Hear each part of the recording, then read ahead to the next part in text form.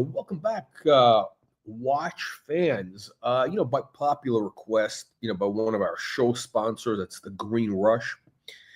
The Green Rush has asked us to play you this video. He has given us this link. This is about Juan Kino. That's right. We're talking about the hubcap thieves from the boogie down Bronx. Juan Kino. The guy who says, "Oh yeah, the watch market is dead." That bukiak, right? That grifter. This lowlife, crumb bum, window licker, crayon eater, palm olive, dish soap drinker. Look, this guy has been. I've mentioned this many times. This guy is one of the biggest scammers out there, and you know what's even worse than like Anthony Farrow, the guy who stole $5 million from watch collectors. You know what's worse than that? This low-life degenerate Juan Kino who's stealing your time. That's right. He's stealing your time. Your time is more valuable than money because this guy, he's fleecing these naive watch collectors. He plays the same damn videos over and over again from years ago. Literally, the guy reruns the same videos under new thumbnails. Okay, and then he just said he's got the same broken record. The watch market is dead. This Rolex is this. Listen, this guy knows nothing about watches. Okay, this is we proved this the other day. He literally knows nothing. I mean, look, he knows modern Rolex and AP wholesale prices, whatever. He's got a WhatsApp subscription to whatever. He's in a WhatsApp group. That's it. Like him and every other bukiak, right? Now this guy thinks he knows about vintage watches. He doesn't, right? And we proved this. He opened his fat, stupid mouth about the Patek Philippe Ellipse, and we proved him to be a complete moron, knowing absolutely nothing. Okay, literally, the guy is zero information. What do you expect from these Puerto Ricans? Listen, if you've seen that movie, The Deported, the Leonardo DiCaprio, or the famous line, hey, all these Puerto Ricans, they think they know everything. But if they knew shit, they wouldn't be Puerto Ricans. You understand this? Trust me. Listen, all you got to do is look at this AOC, Alessandra Ocasio-Cortez, the congresswoman or whatever. That's Juanita's illegitimate daughter. That's right. That's the illegitimate daughter. You don't believe it? You Google it. Now, Juanita does not eat burritos in Puerto Rico. They eat rice and beans, and they eat plantains, chorizos. It's like Cuban food. I think so, right? Yeah. Anyway, the only thing is the Cubans don't steal hubcaps. The Puerto Ricans in the whole Caribbean, the Puerto Ricans are it's like the Isla Del Cucarachas, the laziest people. I mean, listen, you go around the Caribbean, the Jamaicans are always hardworking, industrious. All the Caribbean people, except for the Puerto Ricans. Okay, the Puerto Ricans, because they get free money from America. I don't know how that happened. But anyway, these guys, they come to America, they fleece the country. They're all on welfare, stealing our money, and this Juan Kino. All right, let's see what this guy has to say. Because listen, I don't want to talk bad about this guy. Let's see what Brendan Boswell has to say. And Brendan Boswell, he's another crayon eater. Listen, I have nothing against it. I think he's a person. I think he's a great guy. I mean, I don't know. I don't know him. I think he does a very good job. I'm not a fan of like Rolex, Tudor. He's a fan of like basic watches, which is fine. Whatever. He talks about the same Rolex AD bullshit, whatever. Which is, again, people want that. That's great. It's just not my thing. But I think he does a very good job, right? Like he this guy actually produces like legitimate content. And apparently, Juanita did a video about him. And so this is what he's got to say. Hollywood looks. He reminds me of Brad Pitt. Hello, welcome back to the channel. Somebody sent me a link to Opus' latest video. And in that video, he talks about me. He does, but he doesn't use real names because Opus is a bit of a coward.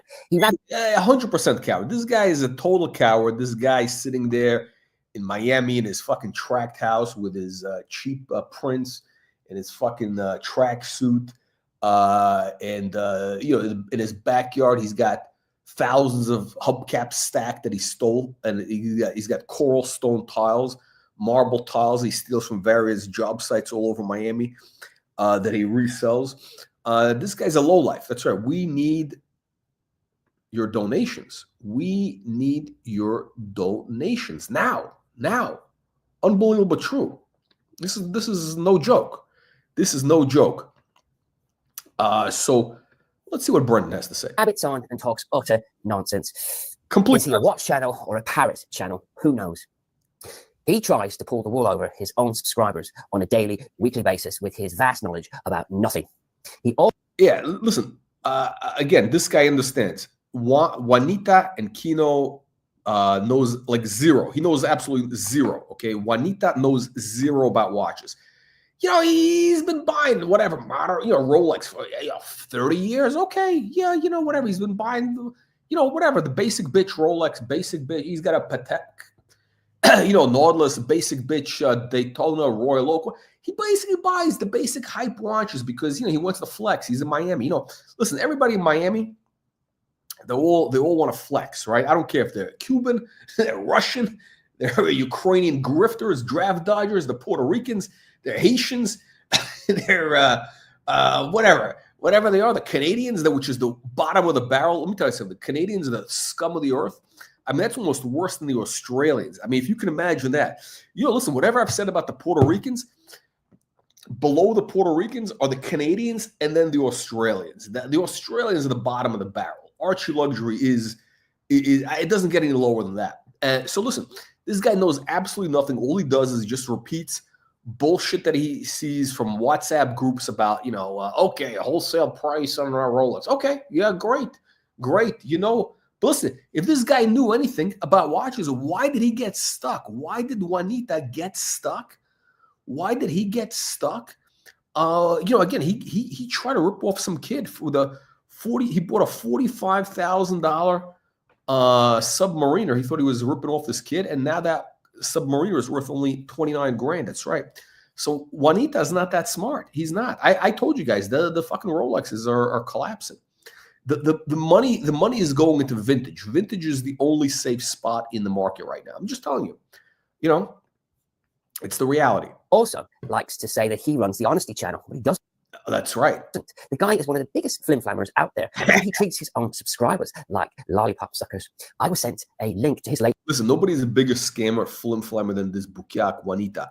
Okay, this guy runs the same videos over and over again from 3 years ago, 4 years ago. He just posts them under different thumbnails, and then he just repeats the same nonsense.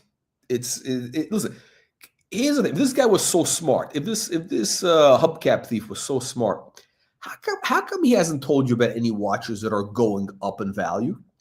Anybody can tell you, oh yeah, everything is crashing, everything is collapsing. That's the easiest thing in the world. Anybody can tell you the world is coming to an end. Anybody. But how many people can tell you, hey, you buy this, it's going up. Okay, only this channel. This is the only channel that's told you multiple watches that have increased in value. We told you about the Audemars Piguet Cobra that went from 6,000 to 30,000 over the last 12 months. We told you about the Ellipse. You could have bought that. That's doubled in the last 6 months. We told you about the Patek 3940. That's doubled with big money over the last few years, right? 2 years, 3 years. What other watches? Plenty of others, right? Has Juan told you about any watches going up in value? No, he doesn't. He doesn't know because he doesn't know anything. No, I haven't told you. But we actually have one available for purchase. P.S. Available for purchase. The 3582, the one on the left. DM me. That's right. DM to purchase. 11,500 as is. Okay. You do need a new strap. Listen, we disclose everything. You need a new strap. I would get a new old stock strap, and there's a little bit of cocaine dust under the glass dial or some sort of white dust underneath there, which you could just bring it to a watchmaker, have them clean it out or something. Just, give it a blast of air. This watch is going to be, again, in my opinion, I said this multiple times, in my opinion, 3582 is going to be a $25,000 watch for the good condition ones. This one might be, $20,000 because, it's unpolished. we don't have box and papers. Nobody has box and papers. But if, you can get the box, you get the box for $500. You put on a new old stock strap, it'll be a $25,000 watch in a year. Again, I'm not saying, today, I'm not guaranteeing. I'm saying this is where it's going. This is the direction. This was $6,000, a year ago. Okay, a year ago, it was $6,000. Today, look on Chrono, they're 12 and 15,000. And don't listen to that crumb bum Juanita. He's been peddling a watch on the gold strap, on the gold bracelet, kind of like the one in white gold on here. But the one that Juanita's telling you about, that watch has been floating around 47th Street for the last 10 years. Nobody wants to buy it. Literally, there's videos of the watch that Juanita's been telling you about on YouTube from 10 years ago, okay? Nobody wants that watch because everybody knows it's a fugazi, okay? Somebody soldered on that bracelet onto the watch. It's not original. It's falling apart.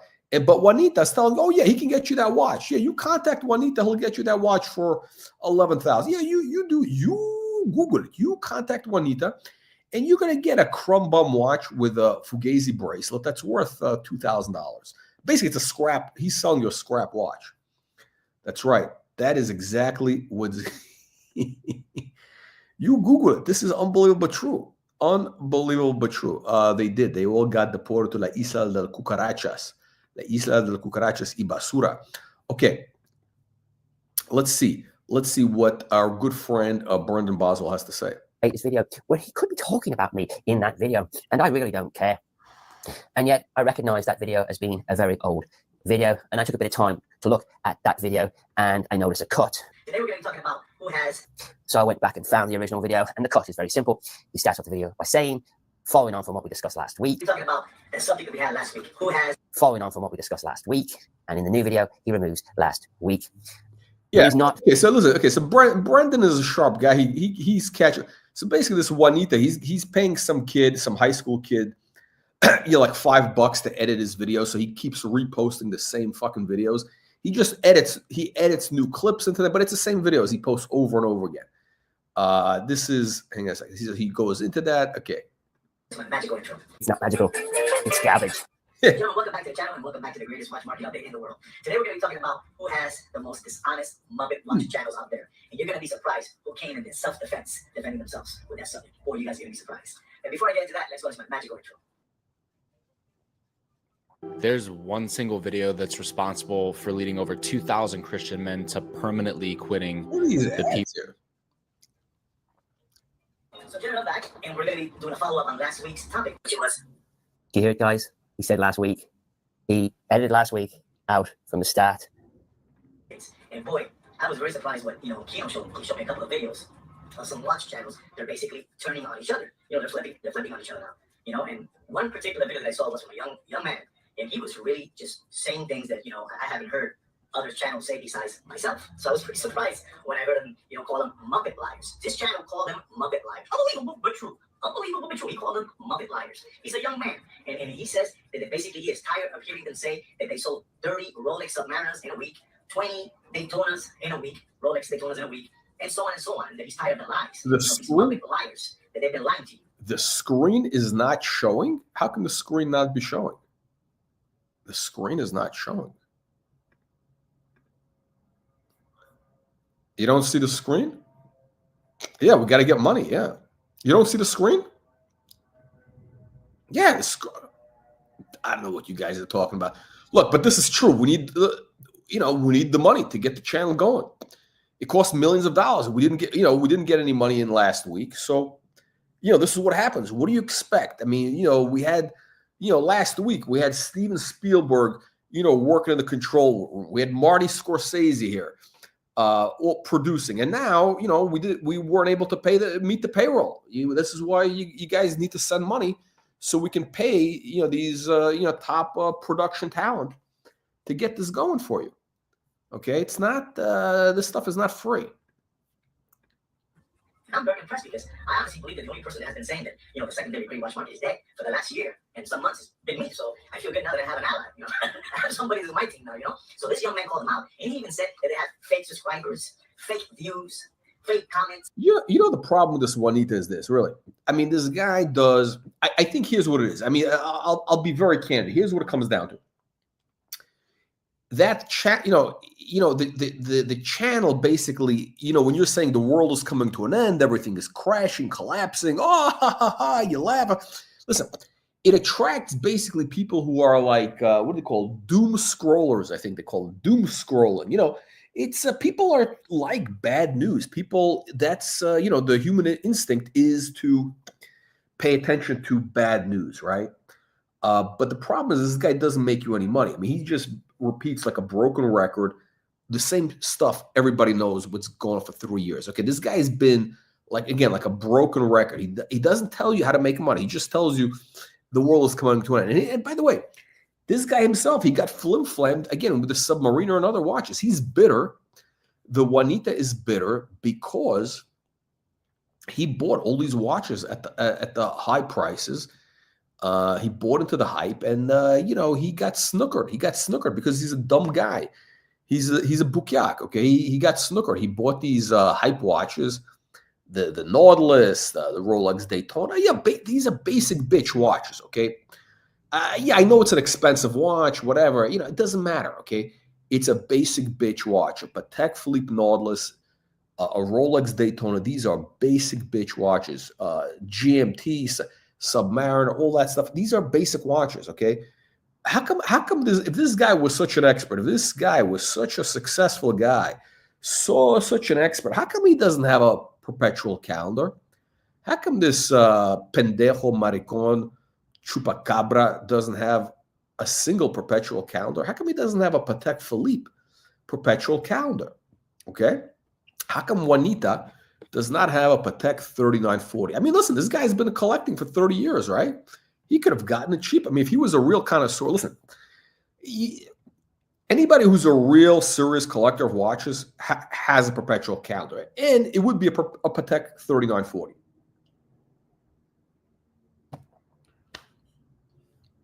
If they don't have that watch, it means they're really not a player. They're not a player. That's what it means. Juan has that's true. That's what Juan does have. He's got one in his culo. You don't know what that is? You Google it. Yeah, you ask Juan. Juanita, papi, ¿dónde es perpetual calendario? Orologio perpetual calendario? Yeah, this guy, how come he does not have a single perpetual calendar? Well, he's got our basic bitch watches that impress just low lives, guys who work at car washes, bus boys at Versailles restaurant on 8th Street in Miami. He doesn't he doesn't have serious watches. He's got fucking basic Rolexes, Juanita. And fake likes, they're all book, book clicks, from these farms, book farms, book click farms, unbelievable, but true. So I was very impressed with this young man. And this young man that I'm talking about, which I believe you guys should go take a look-see. He's out of anyways, Juanita's complaining about clickbot farms and how everybody's buying clicks, they're buying likes, they're buying subscribers. Juanita is the biggest fraud of all. He posts the same damn video 5-10 times in a row, literally. He posts videos 5-10 times in a row from 3 years ago under new thumbnails because he figures more content is. He doesn't want to create the content because he's got nothing to say. It's the same fucking broken record. I mean, that's more dishonest than somebody buying 1 million subscribers. Kingdom. He's out of the United Kingdom. Gentlemen, you guys have been fleeced for too long by these dishonest, cheating, hoodwink, hucksters, and grifters for too long. So you have to thank this gentleman out of the United Kingdom, this young fellow. You guys should go take a look at his channel. He's very impressed with the way he spoke, and he we just needed one channel to flip, and the rest will keep on flipping. Unbelievable but true. So you gotta take a look at this channel. He reminds me, this young kid has Hollywood looks. He reminds me of Brad Pitt. Unbelievable but true. Brad Pitt, unbelievable. So go take a look at him. He's out of the United Kingdom, and he's one of the channels that Kino told me to take a look at. So I could see what he was saying, and boy, he had a lot to say about the secondary gray watch market being dead. They say it in their own style, in their own way. I say the secondary gray watch market is dead. That's right. And he's gonna say it in a different format. It reminds me of Brad Pitt, and he's dropped. Gentlemen, welcome back to the channel, and welcome back to the greatest watch market out there in the world. Today we're gonna be talking about the subject that we had last week. Who has the most dishonest Muppet watch channels out there? And you're going to be surprised who came in their self-defense, defending themselves with that subject. Boy, you guys are going to be surprised. The most dishonest watch channel is the Juan Kino show. And before I get into that, let's watch my magical intro. So, gentlemen, I'm back, and we're going to be doing a follow-up on last week's topic, which was what country has the most dishonest Muppet watch channels out there? and we were talking about the United Kingdom and the United La Isla del Cucaracha. La Isla del Cucaracha is the center of all dishonest watch channels. Yeah, all the illegal migrants, they all come to Miami. They've snuck in, but now they've been deported. I mean, it's unbelievable. Who is Kino? Kino is that's the guy that's being sex trafficked. Juan is sex trafficking. Kino, poor sweet kid Kino.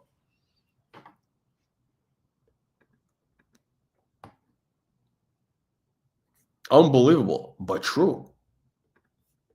United States. And boy, I was very surprised what Kino showed. He showed me a couple of videos of some watch channels. They're basically turning on each other. They're flipping on each other now. And one particular video that I saw was from a young man, and he was really just saying things that I haven't heard other channels say besides myself. So I was pretty Muppet liars. He's a young man, and he's very impressed because I honestly believe that the only person that has been saying that the secondary gray watch market is dead for the last year and some months has been me. So I feel good now that I have an ally. I have somebody who's my team now. So this young man called him out, and he even said, the United Kingdom, Jeremy, we just needed one channel to flip, and the rest I'm going to take a look at, so I can see what he wrinkle. So take a look at this young. Exposed, the greatest flim-flammer of all time. Well, there you have it, guys. He has been exposed. The greatest flim-flammer of all time is the one who likes calling out other Muppet boiler room watch channels, proving that he himself is his own worst enemy. Yeah, listen. All these guys who talk about scammers, flim-flammers, they're usually the scammer. You got to understand. It's like there's an old Russian joke, right? It goes like this is like an old Russian joke back to, I don't know, 100 years ago. The horse thieves, the horse thieves in the town, the joke goes like this. Certain people in the town, they all knew the night that the horses would be stolen. How did they know? Because they were the thieves. They were the horse thieves. Okay, this guy Juan, he's the grifter. He's the grifter. That's it. That's right. Kino is getting, by the way, so this guy, listen, he always went on and on. Oh, all these guys that are, they're e-begging with super chats and, I'm the only honest watch channel, all of a sudden he's asking for super chats. He did a live stream the other day. He was trying to raise money for to go to the Geneva watch show. That's right. He was e-begging. Juanita was e-begging. He had poor sweet kid Kino out running around. He was peddling Kino's anus, trying to raise money to go to the Geneva watch show, which is like a giant window liquor festival, right? So now Juanita's desperate to get those super chats because this guy's a bukiak, right? I mean, this guy is, he's a grifter. He said, "Oh no, I don't take super chats. Oh no, I do this because I'm a humanitarian." No, he's in it for the grift. He's in it for the grift. But the real grift is, this guy's real grift is he's trying to do a Facebook group where he gets tomato cans and naive collectors. Okay, all these guys prey on naive collectors who don't know anything. Okay, we're talking about Juan. We're talking about the Cuck. We're talking about the Pillsbury Doughboy. We're talking about the JJ Bukiak channel, okay, Archie. These guys prey, the predators. That's right, the predators. They prey on naive collectors who get suckered in, and they try to sell them just random garbage. Like the Cuck tries to sell people that he gets on his WhatsApp thing. He tries to sell them like shitter watches. Okay, that nobody wants, so that he can get kickbacks and he get his back door greased from the AD. And Juanita does something similar. He basically looks for desperados, and tries to lowball them on watches that he then flips, or he flips his garbage to these naive kids. Right? His market is basically the bottom of the barrel. Juanita's market is people who know nothing. Basically, it's very sad. It's very sad that. That's right. Juanita, I know the guy is watching. I know he's watching. This maricon, pendejo, chupacabra. He's watching from La Isla Del Cucarachas. I don't know if they have TV reception there. Maybe they'll get another hurricane and finally it'll wipe that cockroach island off the map. I mean, it's unbelievable. They got a bunch of new grifters there. They got all these Bitcoin bros moving down there because they got no taxes, no capital gains tax. Unbelievable. And yes, it is true. I absolutely love my Artem Hydroflex strap, and it does. It tastes delicious. Okay, I gotta take exception with that. Brendan Boswell's taste in watches is terrible, terrible. I mean, not the basic watches, and not the stuff that we follow on this channel. Our channel is the high quality watches. Okay, we're only interested in watches that increase in value. Unbelievable, but true. Yeah, we know Juanita somewhere. We know Juanita somewhere. And by the way, these guys are all going to the Watches and Wonders, the Geneva Watch Show, which is going to be a giant window liquor festival. A bunch of bukiaks and grifters. The grift streamers are going there. The e-beggars, because they think they're going to get some content there. No, he's got no Arnold. No, I mean, he's got the these bros. It's the Rolex bros. I mean, listen, I can't say anything bad because the reality is 99% of the planet likes those watches. Hey, I have a few basic Rolex watches. I think everybody is going to have. And there's nothing wrong with Rolex. It's boring. It's boring as shit. And to talk about it all day, to talk about Rolex all day is like, how do you do that? It's like, how does somebody do that and not like grow? I mean, it's like, this is, it's kind of like, I don't understand it. I understand somebody, okay, they might start off with a Tag Heuer, then they go to Rolex, and all of a sudden, a couple years later, they're collecting, I don't know, vintage, whatever, right? Or doing something. And some of these guys, they're just stuck. They get into the Rolex, and that's all they do. They talk about modern Rolex all day long, or some other. Yeah, it's every peasant has it. Every peasant has it. It's unbelievable. Yeah. So the Geneva Watch Show is going to be a giant window liquor festival.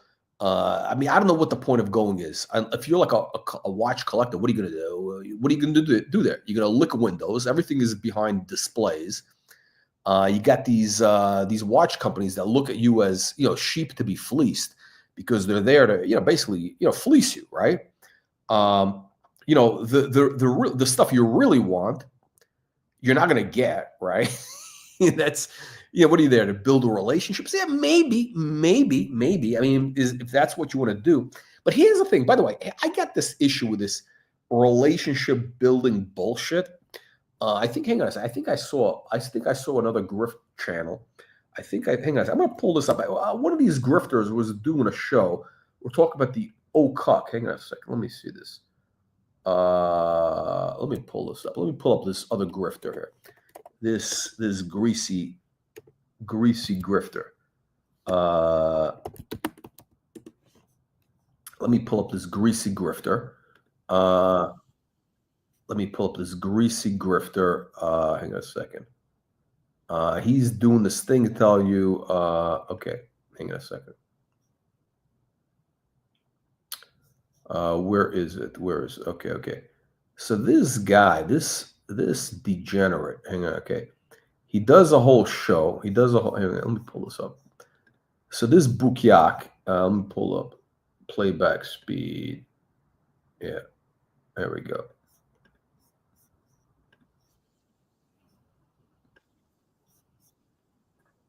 If you don't kind of tell us everything, you just over communicate. Tell us way too much about yourself, so we can look for reasons to figure out why. Anyway, so this guy, this grifter O'Cuck, who basically his scam is he puts together these sassy watch collector meetups. Okay, this guy is like a I don't know. He's like claims to be a family man, but we know he likes to spend a lot of time with young gentlemen in his hotel rooms. We call him the groomer. I mean, he's got a reputation as he's got an eye for certain young Latino and Asian gentlemen, young above legal age, but he's I don't know, he's always traveling with him in his hotel rooms. A lot of weird, creepy stuff. He says a lot of weird, creepy stuff. He's, now again, nobody's caught him having, intercourse with these gentlemen, but something is going on. Something weird and creepy is going on. And and of course, his cousin is a registered sex offender, Anthony Weiner, the disgraced politician. That's his. I think it's either like his cousin or his his brother or something. Or they're related. Something is up there, right? There's a connection there. The guy's a registered sex offender, right? So something in that family is really screwed up. Anyway, he does this video because his grift is he puts together these sassy watch meetups, again, with naive collectors. And then, here's what he does. He's very clever. I mean, the guy's he's cunning. He's cunning. He's not a cunning linguist, but he's cunning, right? He's a scammer, basically, right? Scammers are cunning.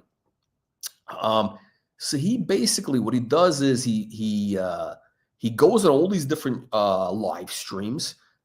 He started off with Tim Wright. Again, this guy knows, he actually knows zero about watches. He started collecting, I think, during COVID, right? This is, everybody knows, right? All of a sudden now he's a world-class expert, he says, right? Scheming. Basically, he's weaseled, he's a weasel. He's weaseled his way with a couple of retailers and dealers. And what he does is he takes their unwanted stuff, the garbage they can't sell, and he pawns it off onto the naive suckers in these watch meetups on these forums. For example, I'll give you an example. He offered Uzi, Uzi, that guy, the tomato can. I mean, Uzi is basically like a mongoloid, right? He calls up Uzi. I mean, of all people, like he's doing him a favor. Like, he hates Uzi, by the way, but he calls him up like he's doing, hey, Uzi, I can get you an Air King at retail. All you got to do is just wire the money to the dealer. I'm just doing it so I can get like a retail credit. Because what he does is he gets these kickbacks and credits, right? But who wants an Air King? An Air King is a garbage watch, which is going to drop in value. That's why. How else would this guy have access to it, right? Or he offers him like a Booker or whatever garbage watch, right? That's what this guy does. So anyway, does this video, and basically what he's trying to do is, I think he's okay. So by the way, here's my thing with this AD bullshit. These people talk, oh yeah, how do you get the AD? Listen, if you can afford, right? If you could afford, let's say, a watch for 50 grand, okay? If you could afford a watch for 50 grand, it means your time is worth money, okay? It means your time is worth probably $1,000 an hour or more, right? If you're buying a $50,000 watch, you probably, your time is worth $1,000 an hour. Most likely, if it's not, you probably can't afford the watch, right? So how many hours do you want to waste with these tomato cans developing this so-called relationship with ADs and bullshit? You're going to be wasting hours and hours of your time, right? It's not worth it. It's just not worth your time. It's listen, if you go there, and by the way, if you're a real guy, let's say if you're in like a certain smaller market, where I don't know, for example, I don't know, wherever, trying to think the Patek dealer in I was driving through Carmel. So you got this dealer of Fortain, I think. I saw the billboard, Fortain. That's the Patek AD in Carmel, right? I guarantee you that those guys, they know everybody who's a real buyer, who's not a flipper, and who's who could buy a $100,000, $200,000 watch, okay? And if you walk in there, they'll sell you that watch, okay? They'll get you the Nautilus. You might have to wait a few months maybe, but you'll have it, okay? I mean, they'll probably sell you other things, but it is what it is. But don't get fooled by this nonsense. These guys tell, be transparent about your journey, be open. Okay, what this guy is doing, okay, so this Bukyak, this Kakistani Okak, what he's doing is he put on a slideshow where he's essentially repeating a slideshow that was given by a grifter, a salesman from one of these ADs. That's right. So a salesman from Bucherer or one of these ADs did a slideshow at, like, I don't know, New York Horological Society, some bullshit. And the Okuk is basically copying his slide, right? I mean, this guy is such a fucking, genius, right? So, and of course, this guy, the salesman, he's pitching his own book, right? He's basically there to, to make it seem like, oh yeah, this is what you got to do, blah, blah, blah. Listen, you don't need to do anything, okay? If you're a real buyer, you can get the watch. You just have to, be somebody that's real. You'll get the watch. It's not a big deal, all right?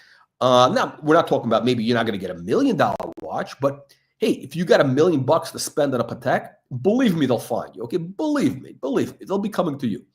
The guys who complain about the Rolex stuff, all this stuff, are basically brokesters for the most part, right? It's mostly brokesters who really can't afford the watch. And, the deal knows this guy, that's the only watch they're going to buy, and we got other people want to watch. Why should we sell to this guy, right? So again, it's the whole grift. So, okay, what else does he have to say? Do's, don'ts. Don't visit, visit often. Get to know the team. So the Okuk advice, and this other Bukiak, Buckley, whatever his name is, visit often. So imagine this, you're going to show up, okay? Your time is worth $1,000 an hour, and you're going to be going to the AP boutique every month. You're going to go there 5-6 times for what? You're going to waste 5-6 hours. You can be using that time to make money. You're going to waste time with a bunch of deadbeats, a bunch of salesmen who can't even afford to change their tires on the car. I mean, come on.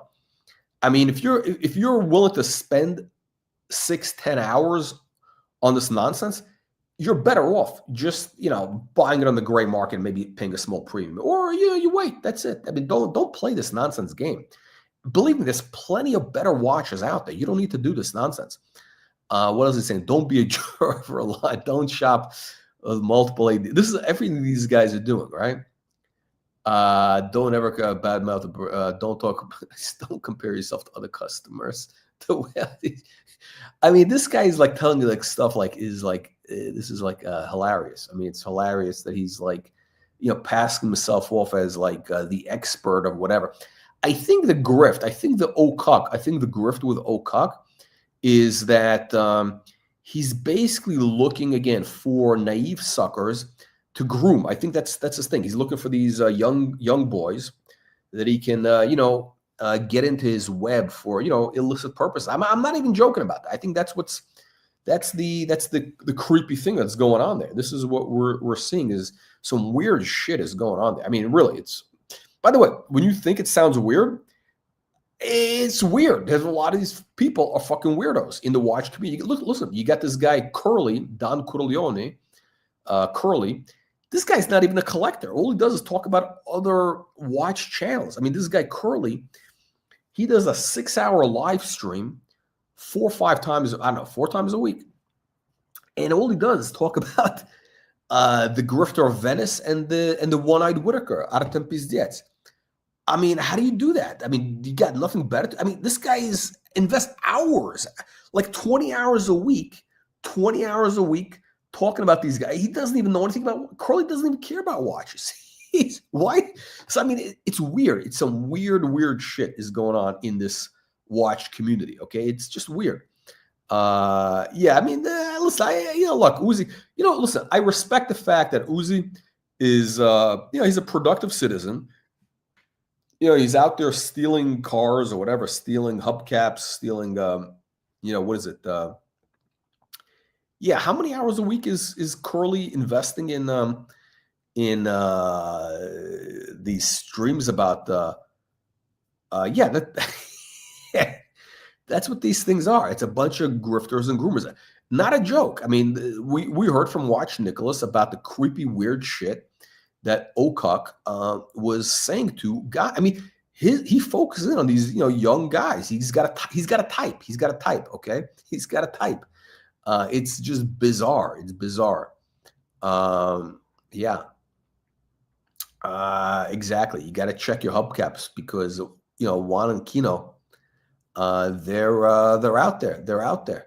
They're shipping them back to La Isla Del Cucarachas. Yeah, I mean, listen, it is what it is. It is what it is. You really have to watch out for these live streams. This is the only live stream you can actually trust. Unbelievable, but true. Oh yeah, that's right. We have the that's right. Oh, we have to. I forgot to send the link. That's right. We're gonna have the Las Vegas Horological Congress at some point. That's right. We're going to have the Las Vegas Horological Congress. It's what the peasants would call a meetup, in quotes. Okay, the peasants would refer to this as a meetup. We call it a horological congress. It'll be a meeting of a congress where like-minded connoisseurs welcome Baron Red. Hey, Colonel. Yes. Can you hear me? Tell us Yeah. about the Congress. Oh, yeah. Are you coming to the Congress? I can't because if you remember, I work for the federal government, and I have to be really careful about spending between now. Right, between now and and August. So we'll see if I have a job first. No, you can't. This is a personal thing. This is not a federal expense. Yeah, I know, but I'm just trying not to spend any. I'm trying not to spend any money in case I get shit canned. Yeah. Oh, you mean your money? Oh, I see. Oh, yeah. I see what you mean. Okay, I thought you were saying you're going to put it on Elon's. Right? Okay. Yeah, I wish. Yeah. No, are you having to report your productivity each week by email? Yes. Yep. 5 bullet points, but that's not a big deal. I mean, because I actually do work, so I can do the 5 bullet points. No. Seriously, they asked me that you have to send each week what you've done.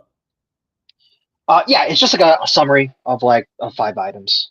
So I mean, it's kind of weird because you're reporting to a different organization because they don't the place where you're sending it to doesn't fall within my reporting chain. So I guess that's the weird part. But otherwise, it's not a big deal. Like if someone wants to know, 5 things I did last week, it's I got plenty of things to put down. So who are you, and who do you reporting directly to Elon? Not to Elon. There's an HR email address to another organization. Is it a Doge? No, it's OPM. I think that's it's something personnel management. Wow. This is very high level stuff there. Very high level stuff. I mean, unbelievable. Unbelievable. Yeah. So we're gonna have the Horological Congress, which is gonna be a convening of minds, of the finest minds in the horological community at some point in April. I don't know, whatever. Well, listen, honestly, it'll depend on donations. We don't do shit for free. Yeah. So okay. We need We need sponsors. We need some sponsors. Yeah. So Colonel, Colonel. So if I guess if I'm still employed, I can probably come during the winter. And I heard winter is actually like a decent time to go to Vegas because I think because I think the heavy tourist season I heard was the fall. That's when the hotel prices are at peak.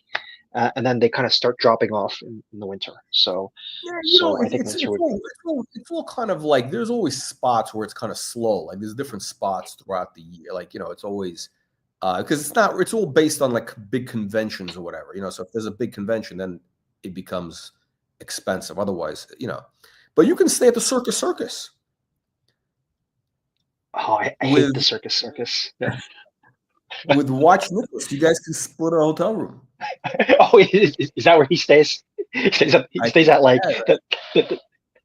that is probably the Circus probably now is I don't know, on the Strip it's probably the worst casino there now. I think I think it's being sold, and the guy is I think they're gonna do something with it. It's a huge piece of land, right? But it makes money, right? So it's they make. I know that it's been around forever. It's actually very profitable. It's a cash machine, the place.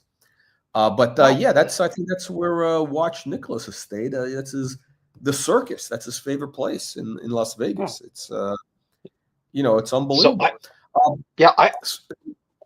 And you'll wear your breguet at the Circus. Yeah, I can wear my breguet. That's I'll bring it if I haven't sold it by then when I come, if we have a Congress in the winter. Yeah, or are you looking to trade that watch now? Have you grown dissatisfied? Have you fallen out of love with it, or what is going on? No, I mean it's a good watch, but I just decided that I don't want to own any mechanical watches that have a date window. Oh, okay. Wow, you're like a real aristocrat now. Yeah. Well, it's more that I've just, as time goes on, in terms of like setting the watch, I become just like more and more lazy about setting the watch. So like the less things I have to set on the watch, the better. Okay. No, but but it's a quick set. It only takes you. I mean, you could. Isn't it a quick set movement where you just flip through the quick set date? Yeah. It is.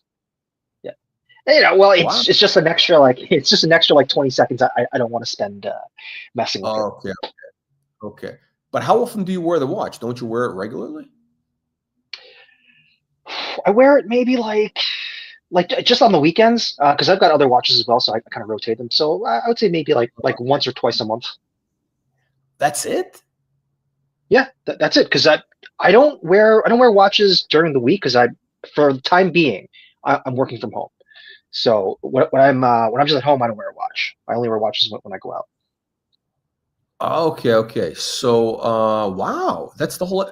What's the point of having the watch if you're not going to wear it at home then? I mean, isn't that for your own enjoyment? I mean, don't you want to enjoy looking at something on your wrist?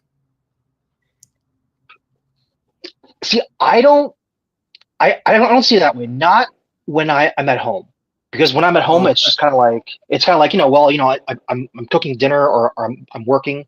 And also, I don't like wearing watches when I'm doing work, just because it's like it weighs on the wrist when I'm typing.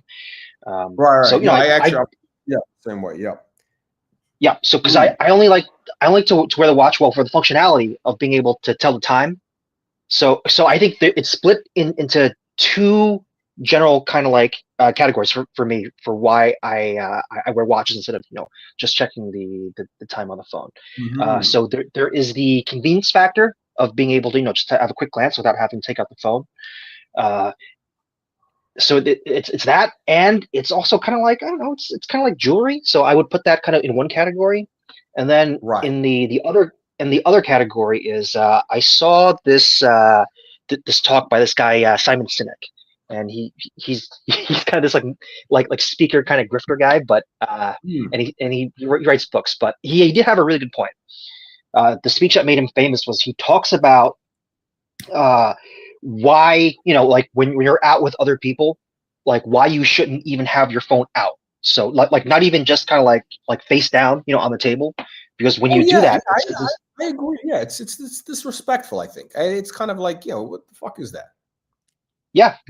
So it's anytime you're out with somebody else, unless you're hanging out all day or something, you got to have the phone like away, like in your pocket or something. So yeah, he had like a half hour like talk about that, and I listened to it and I was like, wow, that really made sense. So that's his speech was actually what kind of got me like back into wearing watches, because like I didn't wear watches for like years and years until I saw that speech, and I got back into watches.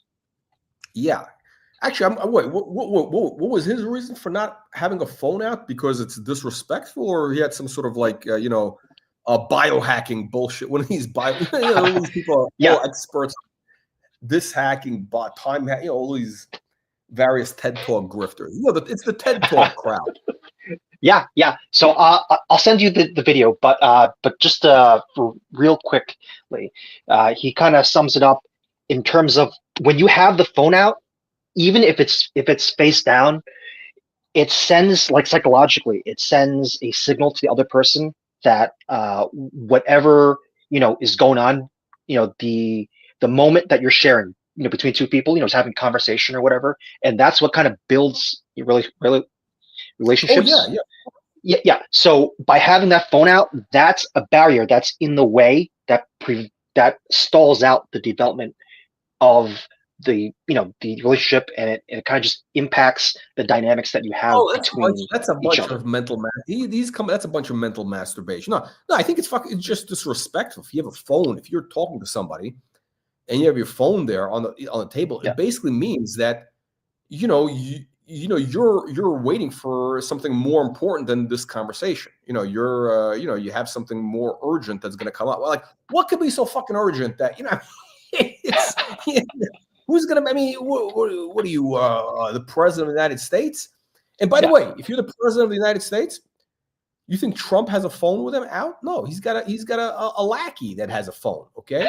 Yeah, that's right. That's how it works, right? It's like these people say, "Oh, yeah, I got Daytona.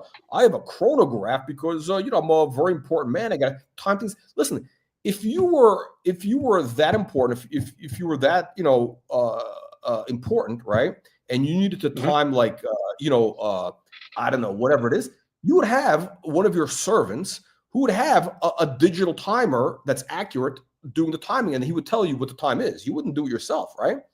So Daytona basically tells me that you're broke and you can't afford a servant and this digital timer. That's what it's telling me. So the biohack.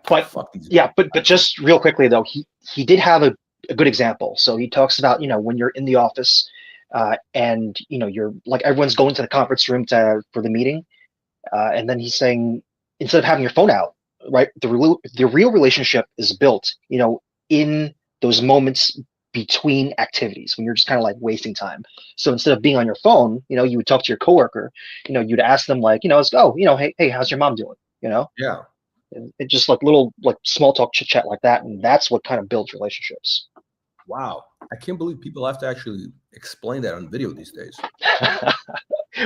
Well, it's, the phone's just kind of like, it's just taken over, anytime you're kind of like bored or just a little bit uncomfortable, it's the phone's got out, and then it's kind of like it's entertainment, to kind of just fill up the time. Yeah. No. It actually, it's very weird. I do see this. Like I see like, people that talk, they get the phone. Yeah, it's weird. Anyway, but the bottom line is, okay, so you got the break. I'm actually very disappointed that you only wear it twice a month. I mean, like, what's the point of having the watch? It's like, that's a lot of money tied up in something you only use twice a month, Yeah, that is true. I guess I have to kind of just get rid of some of my other watches and then, just get that collection down to maybe 2 or 3 watches, and I'll get to wear it more often. Right. Okay. So, so you're going to be getting, the Breguet you have, the Marine, that has a date window, right? Yes. Okay. So you're going to be getting rid of that. Yep. Wow. You really you're really fine tuning constantly. So what is next? What is next now? Don't know. Like because if I'm only going to have 2 or 3 watches, then it has to be just really kind of like on point in terms of like both versatility and convenience. Right. No date window. I have to. Yeah, no date window. So I have to really think about it. Because like the other watch, the other watch I have is it's like this quartz Grand Seiko, which you don't like, but yeah, but that's what I'll just wear, like if I'm traveling somewhere, and it'll be like kind of like could be my daily gear. How about a Patek Ellipse? How about a Patek Ellipse 35? Yeah. Okay. So actually, I don't mind that watch, but yeah, but I guess just the I think if I only have 2 watches, I don't want a colored gold watch. But that watch that you have for sale, that's actually, I think it is a good looking watch. And it's got, because the shape, it's got that kind of like smartwatch shape. And that's kind of like the fun of it. So I know. The iWatch was based on that. I mean, basically the design was influenced by this watch. No. Yeah, look it up. So look up PATEK 3582 and iWatch. Yeah, there's a bunch of like 10 years ago, the articles came out when the iWatch. It was a whole big thing. Because I mean, these guys, they come up with the idea from somewhere, right? But it's actually, it's a no. But I think what you want is probably something that's more of a like something that's like a sports dress watch almost. Something that's in between, right? Like a sports and a dress watch. Yes, yeah, and I know I definitely want it to be manual wind. So what I'll have to.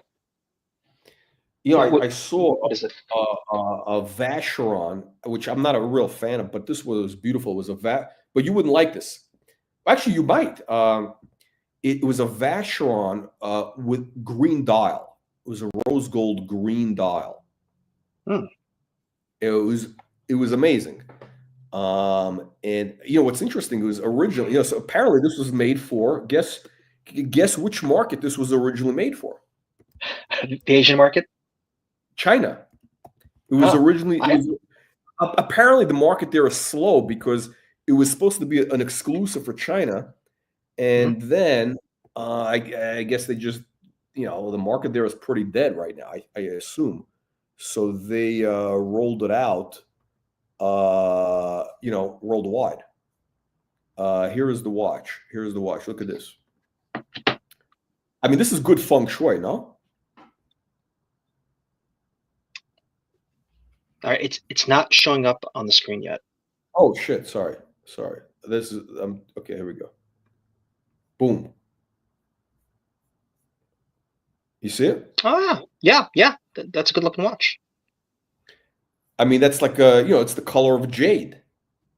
Yeah, I mean, it really is jade. You got the green strap. I had it on the wrist, and I mean, it's much better than the pictures. I mean, it's like wow. I was like wow. It's a manual wind, and let me see if we see the back. It's a manual wind. All right, it's a manual wind. Everything about the watch was nice size, like 38 mil. It wears, a nice size, and that's the retail price. So 24 grand they're asking. I think you can get a discount. Yeah, but I think it's probably going to be like maybe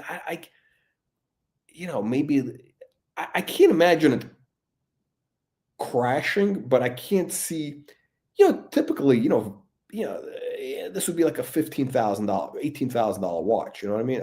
It's just the green dial is the special thing. Other than that, it's it's okay. But I mean, the design, no? I mean, look at the hands. Wow. The markers. Yeah. No, it's definitely a good looking watch. I think if it was in white gold, I would be a lot more interested in it. Oof, that's the ugliest watch.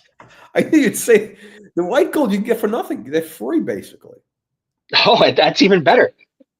Yeah, I mean, the white. I can. Yeah, maybe I can even. Maybe I can even get it done as like a 1-for-1 swap for my Brigade Marine. No, but look, the basic Vacherons. I mean, I would never look at a Vacheron until I saw that. I mean, like, I should say the patrimony, this line. But I noticed the overseas ones, they're just too big. I can't even, they're just too big for me. At 41 millimeters, yeah. Yeah, they wear it's 42. It's a huge watch. But this thing is a beautiful watch, but they've been doing it forever in like a white dial or whatever, yellow, and never even paid attention to it. But now with the green, it was like, wow, it's a whole new thing. But look how much you can get. Look how much you can get a Vacheron for. It's the same exact watch. Mm-hmm. This is the same watch. It's $5,000. It's under $5 grand. Oh. I mean, what's the difference? Yeah. Oh, yeah. It's the same watch. It's not going to be any more accurate. Look at this. Yeah. I'd get this. This is beautiful. Holy shit. Look at this. Actually, this is a cool watch. Look at that watch. Modern looking. Sunburst dial. Mm-hmm.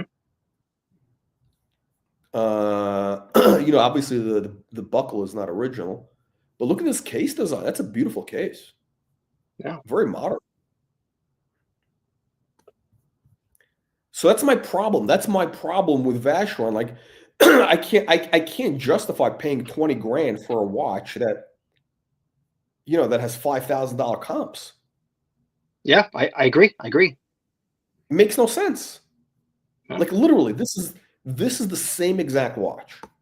I mean, you're going to tell me it's a little bit, whatever, more accurate, less accurate, waterproof. Those things are, they're at the margins. And this is at least, I don't want to say authentic because, but it is actually, because these are the first of their kind.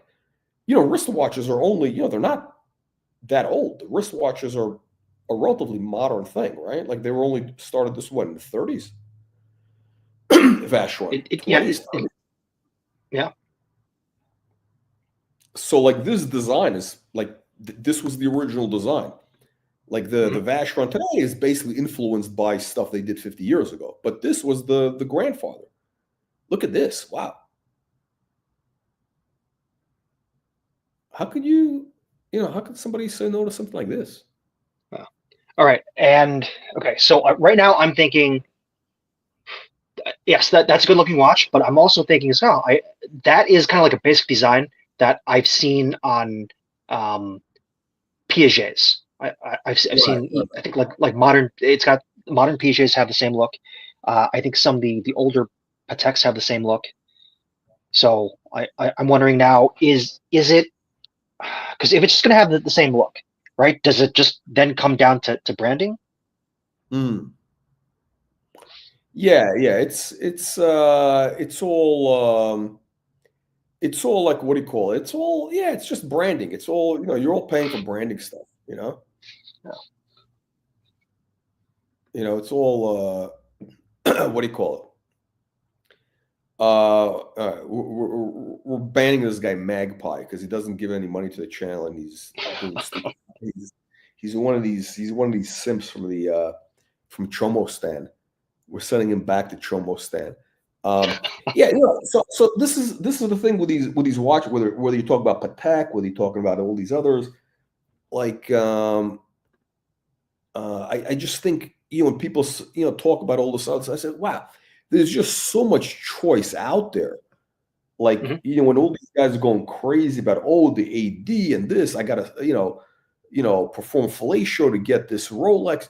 Why do you do that when you got so many other better watches out there? I mean, there's just so much interesting stuff, and also where you actually have upside potential, right? Like, again, I don't think these are going to go to the moon, but you can these are constantly increasing, like at a steady pace, because people collect them. There's gold in them. You got the gold value. There's a lot of. Look at this. All right, so I think they're doing it because okay, so these are YouTube channels, right? So they're doing it for the views. Oh, if you so if you talk about the vintage, there's like everything, it makes sense, but no one's gonna watch the video because it doesn't have enough the hype behind it. So that's why they're all trying to get the Rolex. That's who watches this channel. Nobody watches this channel because we don't talk about Rolex all day. Yeah. It's not the same conversation like the JJ Bukiak channel, which is like every day. It's a variation on should we buy the Submariner or the Aqua Racer, or the Tissot versus it's the same tomato can watches. Yeah. Yeah, hang on a second. Yeah, I'm looking at this Vacheron has. They got some. The only problem with Vacheron, they're a little bit. It's a little bit staid. It's a little bit. It's not that like. I like things a little bit more. A little more adventurous. These are quite staid. But I mean, okay, but shit. Yeah. What else for $5 grand these days? Yeah. All right, but as far as design goes, I think if you're only doing right, so if you're talking about time only from one of these old brands, there's really not that much that they're going to do, for a time only watch, especially like a two-hander. Yeah. It's basically right. It was right. That's what I'm saying. It's like the idea of a time only watch. That war has been fought already. You know what I mean? It's like, there's not going to be any crazy innovation. It's like, okay, so that's what I'm saying. So it's like, I don't see any difference between buying a new watch, for 25 grand and one of these for 5 grand. I'd rather buy an honest vintage watch for 5 grand, than, that's, I don't know. It's if the difference is that much, then yeah. Because the only issue I could potentially see is, well, I don't know how much it impacts, the simpler two-hand movements or even a three-hander. Is that I know like the more complicated vintage watches, they're much more expensive to service. Right. No, these are easy. These are easy, and the thing with the Vacheron, the new one is that that watch, easily, it's dead money. Like it's just, there's a very good chance it's going to drop to, I don't know, 18 or whatever. It's dead money. One of these, again, you buy them for 5 grand, and again, they've already been depreciated. You're buying them at the bottom of the, it's actually, if you look at it, if you actually do the real math, so these watches probably sold for, $500 when they originally came out, like, 50 years ago, right? So if you actually do the math, it actually kept, it delivered a, what is it, a 5% or 7% compounded return. If you bought that watch new for $500 in 1960, today it's worth $5,000. So it's basically kept up with inflation. Yeah. Look at this. Look at this beautiful coin edge. I mean, that's nice. Yeah. Shit, I didn't even notice. I never paid attention to Vacheron before until over here. This is yeah, interesting. I don't know. What do you think? Are you a fan of the Vacheron or not? I mean, they're not that exciting. Vacheron is not an exciting company. Yeah. It's not, but it does have a couple of things going for it. I mean, it's got like so they can claim as being the oldest watch company that's been in continuous production, right? So they got that going for them. They're in the holy trinity. Hey, hold on. Somebody, oh shit! Somebody's saying that the screen is blank. What's going on here? Is the screen blank? Hold on a moment, because I'm on StreamYard. It shows on StreamYard, but let me log into. All right, let me try to watch this on YouTube and then see. I'm hearing from people that StreamYard is having some what do you call it? I'm hearing that StreamYard has problems. Can people? Okay, now it's back. They see it. Okay. It was. Is it on? All right. Is the screen showing? Pavel, do you see the screen? Okay. I can't believe it. It's we need no. Okay, I'm watching it on YouTube right now. There's nothing showing. Oh my god! Can you see it now? No. So it's showing in StreamYard, but it's not showing on YouTube. No, I mean right, exactly. So what I'm looking at here is, okay. Can you see it now on YouTube? It's okay. Right now, YouTube is showing the same thing StreamYard's showing, which is just our two. Okay. Now, do you see it? Photos, yeah. No. Yes, something is wrong with StreamYard because this. I mean, fuck. I've used StreamYard for I don't know. Yeah. 5 years. I mean, this is when you add the thing, it shows, and it's like what I see on StreamYard is what people see. Yeah. And I see it on my thing, and if they're not seeing it, there's something wrong with the StreamYard.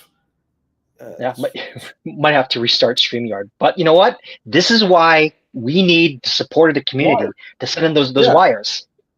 Yeah, exactly. Yeah, we haven't had one single super chat, not one donation on this whole show.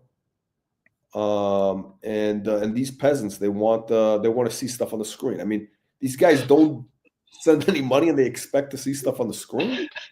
All right, there you go. It's showing. It's showing. It's showing now? Yes. That's so weird. I haven't done anything at all. Okay. Look at this. You see this one here? This patrimony? Yeah. Yeah, Vatra, I mean, they've done some, this is a JLC movement, right? They've done some cool watches, I think. I mean, in between, like every other one, they have like some, I just don't like these names. They're such goofy names, like patrimony. Like, what kind of name? It's such a corny name. I don't know what that means. Like, in terms of watches, like, what does that mean? Yeah. All right. So Colonel, so for the same exact design, right? Would you pay the premium for a Patek over a Vacheron? Yeah. Yeah. Yeah, because Patek is, it's just got a little, it has a little something extra. There's something, I don't, there's something a little bit poetic about vintage Patek, I'm not talking about the new one. I'm talking about, when you go back, there's something to them. They have a soul, Mm. There's a soul to them, which what era is this watch from? Look at this. It's a beautiful watch. 40 million. Is this a modern watch? What is Baron? What do you think this is? This looks like this is a modern watch. This looks like a modern watch, yeah. 10 grand. So okay, this dial is 10 grand because it's black. You think it's because they're racist? Why does the black dial cost 10 grand and the green dial 25? Yeah. Okay. The funny thing is, like a comparable Breguet, same price. Oh, really?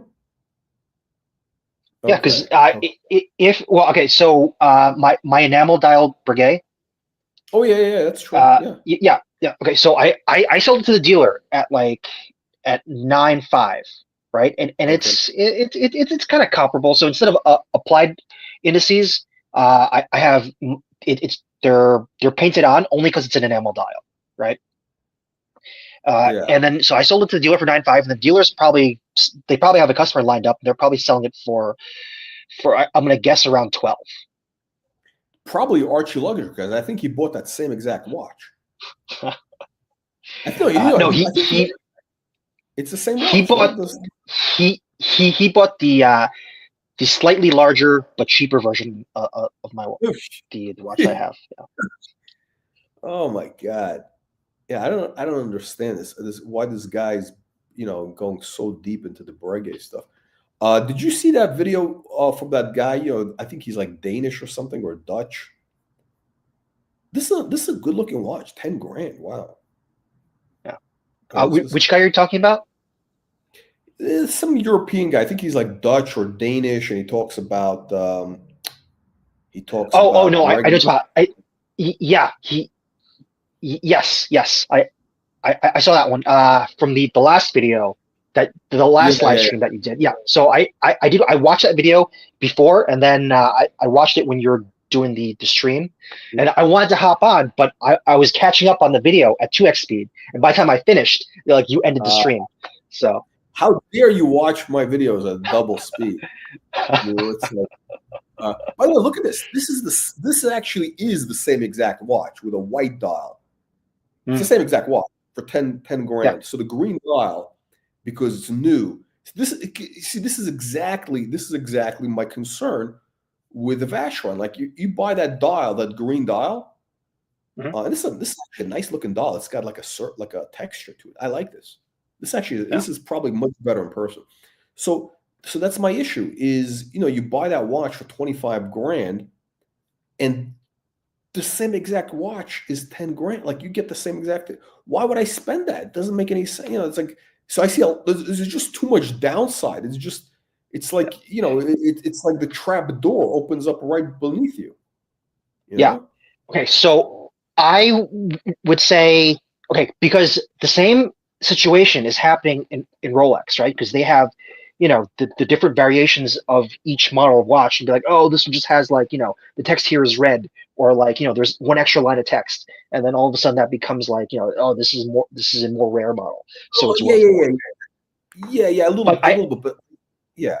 I also think Rolex is also a market in itself, just because there's so much of a following for Rolex as opposed to Vacheron. Yeah. So that doesn't. Look at this. Look at this. This is right up your alley. It's like it's almost like a breguet.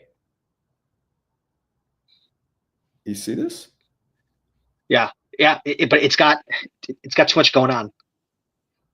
Really? Yeah, it's too many subdials. I'm looking for time only. Oh yeah, for you. Yeah. Yeah, I actually like this. Where is this guy? What country is this? This Tromostan? Oh, he's in Serbia. That's Bear Clooney.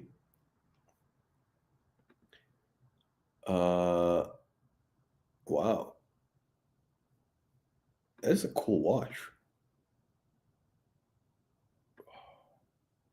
Yeah, this is like a charming watch. 10 grand. I think it's a little bit high, but Mhm. This is perfect. Yeah, this is like, I mean, this is what we're talking about, like a real, yeah, traditional. Yeah, this is the traditional. This is the watch. White dial is 10 grand, green dial is 20 grand. Yeah, it's crazy. It's it's insulting. That's what it is. It's really literally this is the same thing, right? It's just insulting. But for 10 grand, this is not a bad deal. Yeah, but what's the? Can you check the size? Is it the same size? 38 millimeter. Yeah, 38 millimeter. No, it's actually it looks like a modern watch. It looks timeless. It looks like it doesn't look like a fussy. It doesn't have that fussy Patek look. Patek now, the Calatravas, they look fussy. This one looks like this one has a much more cleaner, more contemporary look than Patek. Yeah. I know what you're saying, because some of the watches, it looks like the time period for which it was designed. Like you look at it and be like, no, this is a watch from like this period, and some of them should have stayed there.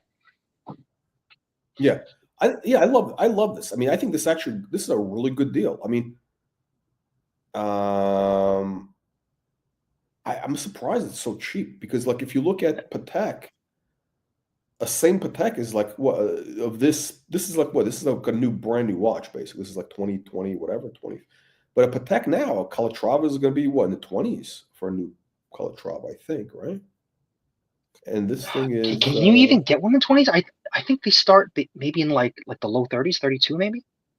It could be, yeah. I don't pay. I mean, I don't really like. I'm not a fan of like I'm not buying a Calatrava, so I don't even know. It could be 30. Yeah, I don't. It's like, yeah. The problem is they're just making them too big now. I mean, for me, they're too big. It's like, I guess I can look at this. But these are really cool watches for. It seems like a very. Oh, this has got the date window, and it's a little bit too messy. Yeah. So if this was white gold time only, would you go for that? It's got a second hand. Oh yeah. Look. Yeah. If they got rid of the date, actually, I don't mind having the second in a subdial. I mean, if it does have seconds, I prefer central seconds. But I'm sorry. Go ahead, Colonel. No, the second in a subdial I think is cool. I don't like the big. I like it in a subdial. It makes it more, like. I don't know, just it's more calming. Yeah. Okay. So I heard, I used to be into the second subdials, but then I heard a really compelling argument for why central seconds is better. Basically, it's saying that if with the shorthand, you can't see the clean sweep of the seconds hands. So they said, like, if it's a subdial, it might as well just be quartz. But when it's mechanical, when it's in the central seconds, you see the clean sweep. Oh.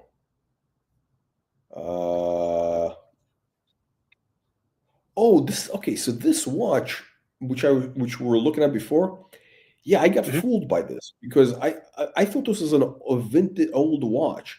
This is the thing they were doing. This is, I guess, 2000. I think in the early 2000s they were doing some sort of like a reissue or something. Because I've seen this before. They did some sort of like a reissue of old-looking designs in this era, 2000. So it's a new watch, basically, 12 Gs. Yeah, that's cool. Yeah, I mean, it's like that's the thing. I mean, like these, I don't get all this like mania and hype about the, like people buying new Patek and new this or that, when you can get like right over here. Like we're just looking at the stuff now. It's like, and this is not even the good stuff. This is like relatively basic. There's just so much stuff out there in the market. Yeah. So much to choose from. Yeah. So look at this. This is also, I think, from the early 2000s. No, this is like a JLC type of movement. Yeah, this is a JLC movement. I think it's. Yeah, it's funny. Okay, all right, that's it. We haven't gotten paid, so we're gonna end the stream, I think. All right, Baron, thank you for joining. Oh, thank you for having me, Colonel. Keep sending those, the emails to Elon. Let him know that Okay. You're being productive. By the way, I'm curious. Are people in your office, are they worried about Elon and all that? No, but in terms of I guess people being cut. So where I work is my career field is in a shortage, but that doesn't really help if they're kind of just like carving out like huge chunks.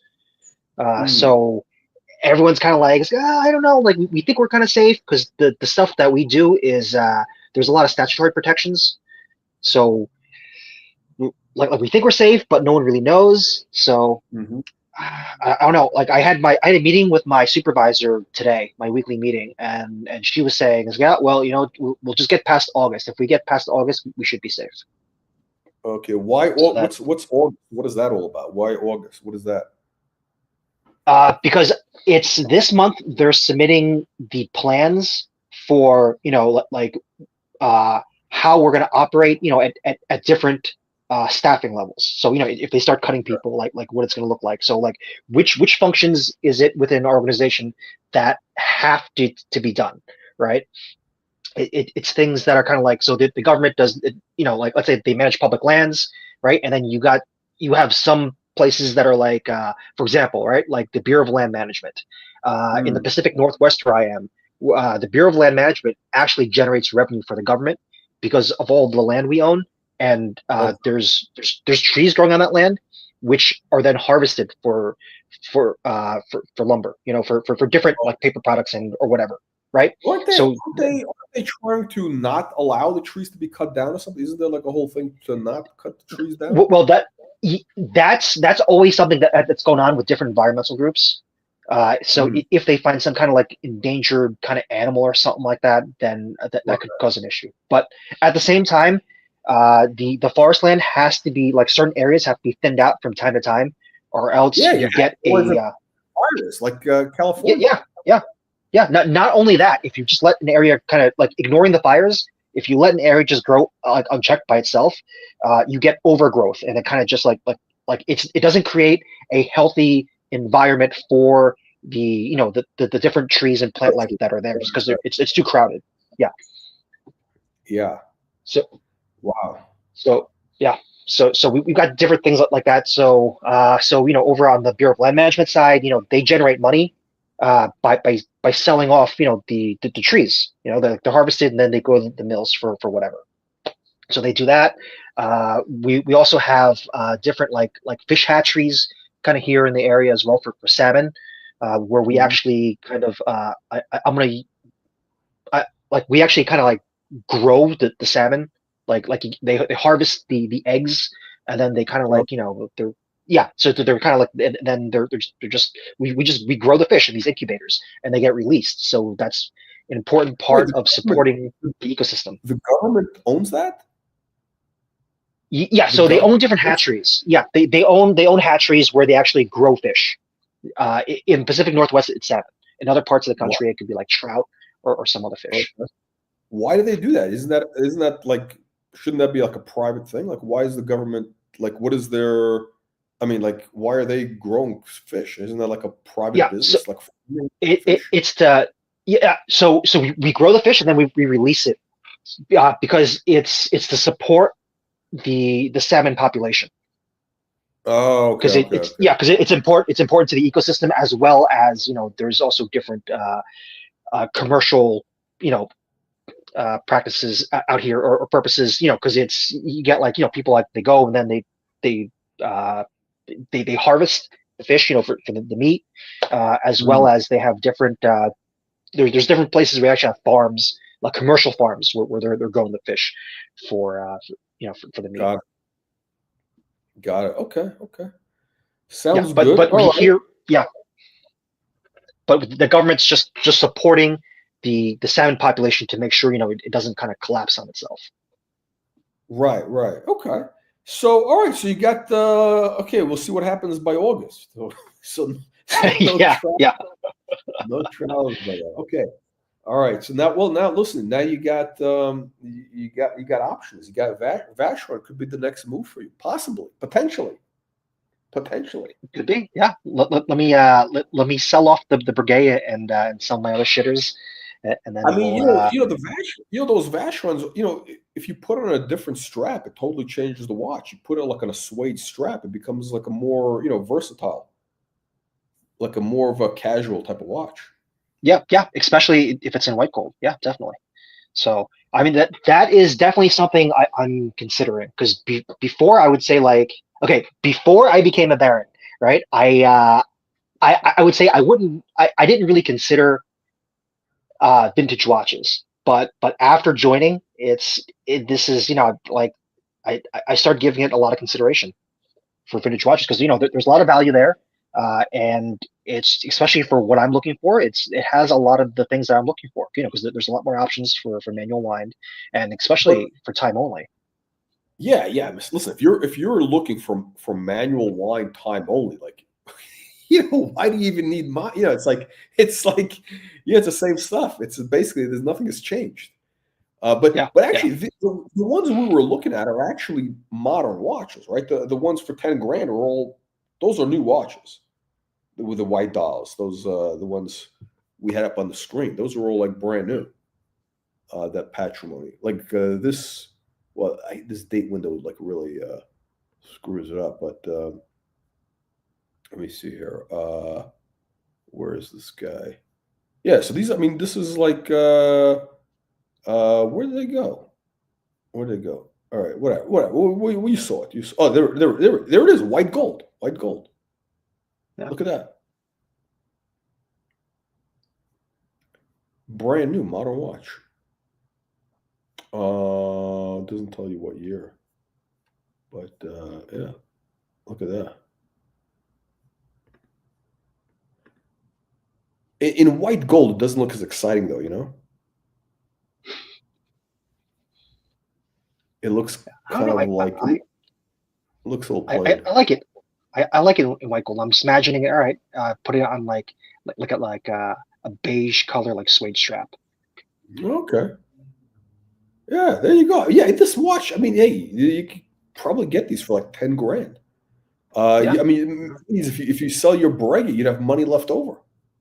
That's right. You'd be able to send a donation to the channel. Most important. That's like the most important consideration when it comes to watch. Like how much you're gonna have to be able to contribute. That should be a prime consideration. What kind of contribution? That's right. That's right. It's how many $100 bills can I stuff on an envelope when I come to the Winter Congress? That's correct. Yeah, exactly. I mean, that's it. Shit, I'm really surprised by this Vacheron stuff. This is like, these guys have like a lot of interesting stuff. And it's like what do you think of the name? Oh, this is nice. Look at this. Actually, the date is not, but this could be a nice style. Because I think Vacheron actually is the only watchmaker that's actually been around in as long as they claim, like continuously operating. Yeah. Everybody else. And they've probably been around longer than that because their paperwork only dates to there. But it was some kind of like apprenticeship paperwork, so they probably existed, for years prior to that. Oh, interesting. Okay. Yeah. Because before they found the paperwork, it was Ghey was the oldest brand in continual production. But then they found, Vacheron found some kind of apprenticeship paperwork. So then they beat Ghey by 20 years. Yeah, all these guys, they all come up with stories here. No, this is look at this here. No, they got some nice stuff. I'm actually very surprised.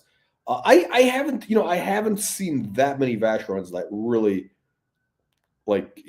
turn me on. But some of this, the green, some of these other things are interesting. It's like it's just interesting to see what these guys are doing. I'm like very pleasantly surprised.